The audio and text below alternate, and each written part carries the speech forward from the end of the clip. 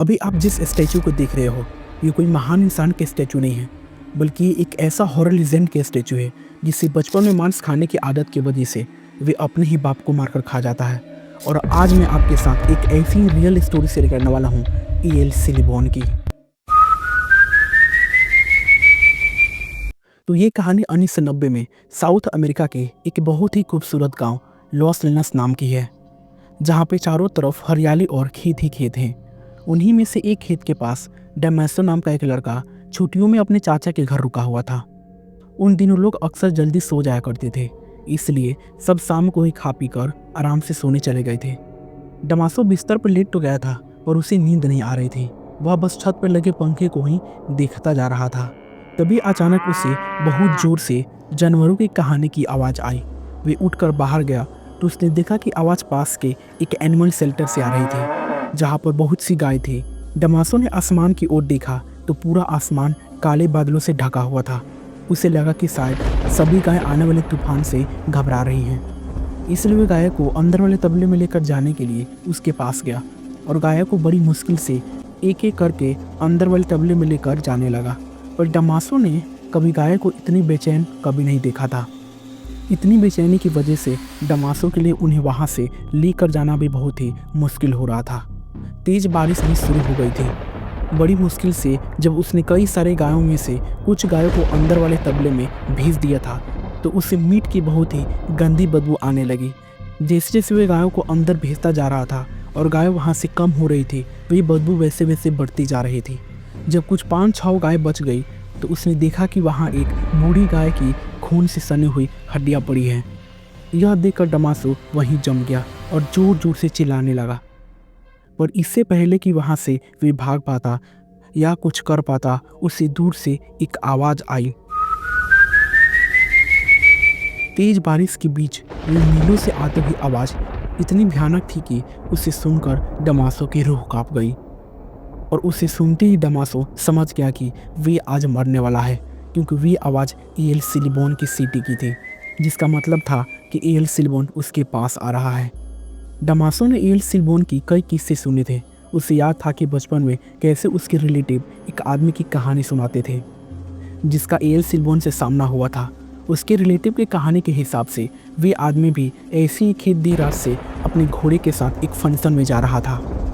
तभी उस बड़े से वीरान खेत में उस घोड़े का पैर किसी चीज़ से फिसल गया। जब उस आदमी ने उतर कर देखा तो वहाँ एक हिरन की हड्डी पड़ी थी, जिनसे खाया हुआ मांस अभी भी लटक रहा था। इससे पहले कि वह घुड़सवार कुछ समझ पाता, उसे दूर से रूह चीर देने वाली सीटी सुनाई दी। उसने अपने घोड़े को उठाने की कोशिश तो की, लेकिन बहुत ही देर हो चुकी थी। उसे अपने से कुछ दूर वाले बड़े से पेड़ पे किसी बड़ी सी चीज़ से कूदने की आवाज़ आई। वे घुड़सवार वहाँ से भागना चाहता था, लेकिन तभी उसके सर पे जोर से एक हड्डी आकर लगा, जिससे उसका सर फट गया। वह घुड़सवार चीखते हुए मदद मांगने लगा, लेकिन कोई फायदा नहीं था, क्योंकि मौत का चेहरा बनकर 19 फीट का एक भयानक आदमी उसके सामने खड़ा था। सर पर एक हैट थी, लेकिन शरीर और चेहरा ऐसा जैसे कोई काल हो। उस घुड़सवार ने कभी कोई इतना भयानक जीव नहीं देखा था। उसके पास एक हड्डी से भरी बोरी थी और उसी बोरी में से हड्डियाँ निकालकर वह उस घुड़सवार को बिना रुके मारने लगा। वह घुड़सवार अपनी जान की भीख मांगता रहा, लेकिन वह आदमी उसके शरीर से हड्डियाँ निकालकर खाने लगा। अगली सुबह कुछ गांव वालों को गाय चराते हुए वो घुड़सवार तो नहीं बल्कि उसकी लाश मिली, जो कि एक कंकाल बन चुकी थी। कहते हैं कि वह 19 फीट का कंकाल जैसा दिखने वाला आदमी ईएल सिलिबॉन है, और वह आज भी उस इलाके में भटकता रहता है। डमासो के दिमाग में यही कहानी चल रही थी, और इससे पहले कि वे वहाँ से भाग पाता, एकदम से ज़मीन पर 19 फीट की एक लंबी सी परछाई बन गई, और फिर उस परछाई से भी लंबा एक आदमी निकला, जिसने एक भूसे की हैट पहनी हुई थी और जिसके हर जगह से कटे हुए शरीर से उसका मांस लटक रहा था। यह 19 फीट से भी बड़ा आदमी और कोई नहीं बल्कि ईएल सिलिबॉन था। वह आदमी उसकी तरफ चलकर आने लगा। उसकी पीठ पर लदी हुई बोरी से जिससे खून लटक रहा था, हड्डियों से टकराने की आवाज़ और भी तेज़ हो रही थी, और उससे भी ज़्यादा तेज़ हो रही थी डमासो के दिल की धड़कनें। उससे बचने के लिए डमासो वहाँ से भागा, और उसने महसूस किया कि ईएल सिलिबॉन पेड़ के ऊपर चढ़कर एक पेड़ से दूसरे पेड़ पर कूदकर उसका पीछा कर रहा था। डमासो चिल्लाता रहा, पर एल सिल्बोन ठीक उसके सामने आकर खड़ा हो गया। वे अपने भयानक लंबे हाथ, जिन पर उसी का काटा हुआ मांस लटक रहा था, उसकी तरफ बढ़ाकर उसे मारने की कोशिश करने लगा। तभी एक कुत्ते की भौंकने की आवाज़ आई, जिसे सुनकर एल सिल्बोन एकदम से डर गया और हवा में कहीं अचानक से वे गायब हो गया। जब डमासो ने देखा तो वहाँ पे उसी का पालतू कुत्ता था जो भौंक रहा था और जो शायद डमासो के चिल्लाने की आवाज़ सुनकर वहाँ आया हुआ था। डमासो का खुद यह मानना था कि अगर उस दिन उसका कुत्ता वहाँ नहीं होता तो एल सिल्बोन के पीठ पर टंगे बैग में डमासो की भी हड्डियाँ होती। उस रात के बाद डमासो एल सिल्बोन के बारे में ही सोचता रहता था।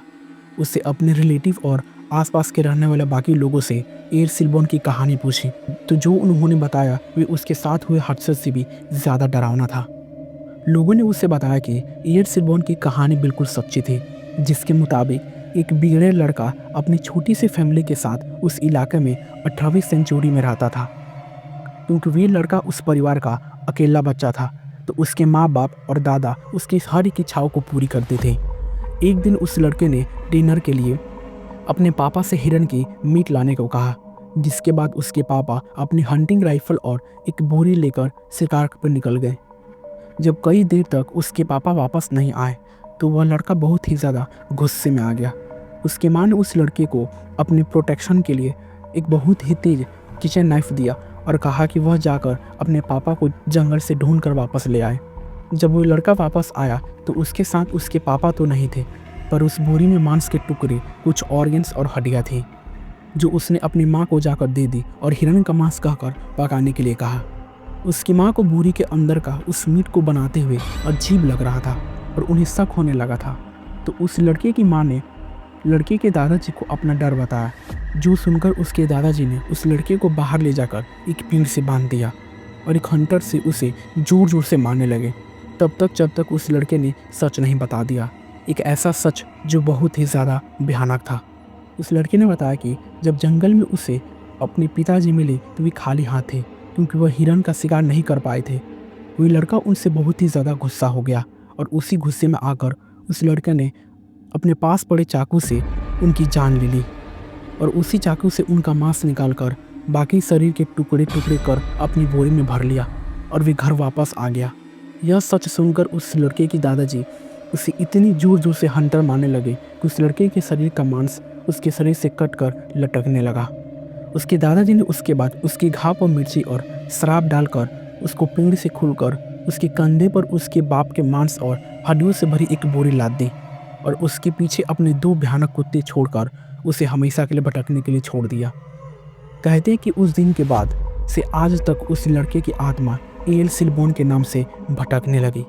उस इलाके में रहने वाले लगभग सभी लोगों का मानना है कि उनका एक ना एक बार सामना एल सिल्बोन से ज़रूर हुआ है, जो पेड़ों पर बैठकर एक अजीब तरह की सीटी बजाता है और जो भी देर रात तक खेतों में घूमता है उस पर जानवर की तरह अटैक करता है।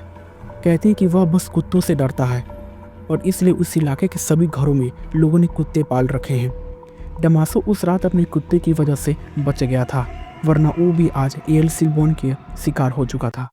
और गाइस, आपको ये स्टोरी बहुत ज़्यादा इंटरेस्टिंग लगी हो तो आप हमारे चैनल को सब्सक्राइब कर सकते हो। And this story is taken by खूनी मंडी। सो थैंक यू खूनी मंडी।